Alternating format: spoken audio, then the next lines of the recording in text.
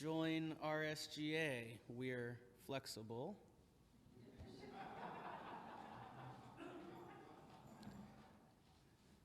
I thought we were going to get to see a really impressive sermon today because when I texted Lee last night at 11:30 p.m. asking how our sermon was going, and she told me, I haven't started yet, I'm going to do it tomorrow, I thought we'd be in for a treat. But we make mistakes, and we make it work, so today you just get a shorter sermon from me. I hope that that is okay and get us to lunch a little sooner. Being the seasoned fourth and final year seminarian that I am, I've picked up a few tricks along the way. I've learned a little bit of how to do the reading without really doing all the reading. See, so for this week's text, I did what any good skimmer and scanner does, and I read the first and the last line of each text. Now, you might be curious, and you might say, how can you ever learn everything that you need to learn from skimming and scanning the first and last line of the text? But when I tell you these verses, it was all that I needed. The words were jumping off of the page and screaming with relevance to today. And I knew the words that needed to be said. One thing you need to know about me and sermons and preaching is I'm really bad at segues and transitions. I work in youth ministry and education. I work with children, preschoolers, elementary schoolers, junior high, high school, and even young adults. And one of the questions that I get from some older adults when they find out what I do for work is they ask me, Connor, why are the kids so angry? They're not coming to church. They seem to be filled with hate and rage, and we've done everything for them. My generation has set up a life that they are so lucky to have. They do not have to struggle, and they do not have to go through what we went through, and they don't seem to appreciate it. And I've gotten this question so much that I've started to come up with a bit of a stock answer I like to give on repeat. And it actually comes from one of our verses for today. I say, their joy is gone. Their hearts are filled with sorrow, and there is grief upon them.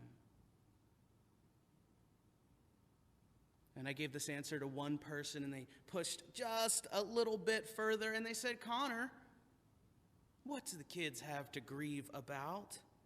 They always have their heads in those darn cell phones, and they're not even paying attention to the world around them.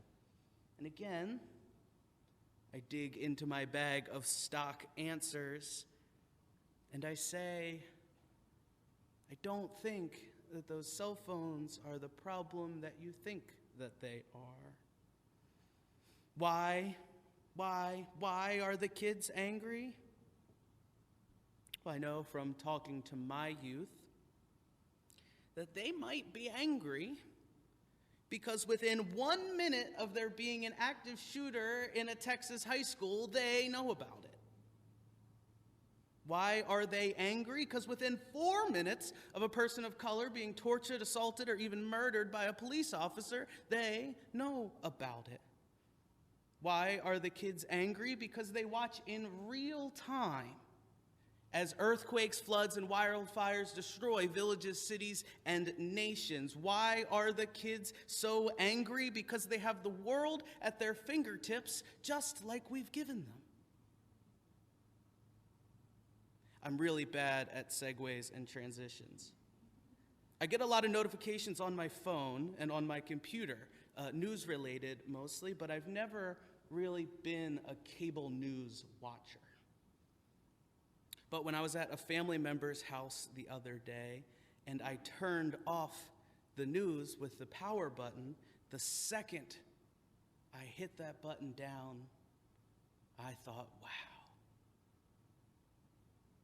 What a privilege. What a privilege it is to be able to just turn it off. Our youth and our kids can't turn it off. They can't turn off the fact that we ask them to go to a place for 8 hours every single day where there is a possibility that they might get shot. You can't turn off being black and brown and being afraid of walking down the street. It must be so nice to turn that reminder back on that just because you don't have a uterus, these problems probably don't affect you much anyway. What a privilege it truly is to just turn it off. The question here isn't why are the kids so angry? The question is, why aren't we all angry? I'm really bad at segues and transitions. I read a Twitter stream of someone saying, "I can't believe they're canceling some student debt." That's unheard of. They agreed to take out this money. They should have to pay it back. Now, I told you that I only had to read the first and the last line of each of these verses, because in Luke, when I read that top line that there was a rich man, that's all I needed to know. Go to the last verse, you can't serve God and wealth. Done. Now, we've all read the rest of the passage, so it makes a little bit more sense, but for me, that's all I needed to start drawing the parallel. But Connor, there are generations that worked so hard so that these kids wouldn't have the same lives that they had. These kids have it so easy, just out here getting their debts forgiven and filling their own hearts with sorrow. That's not God. They don't come to church anymore. They don't even care about this religious stuff. Well, I have some news for you about God and Jesus forgiving debts. It must be easy, right?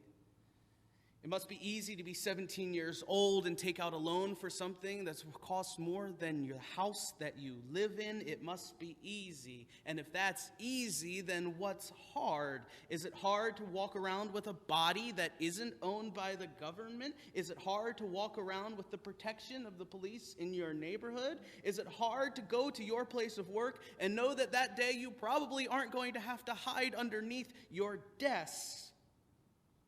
It must be easy. It must be easy being a kid in the world that we created for them, because generations have worked so hard to make it so easy. I'm really bad at segues and transitions. But that's why we're here. That's why we're in this place. We're in this place because we see the injustices in the world and we know that we have the ability to change them. That's why I chose to come to this place.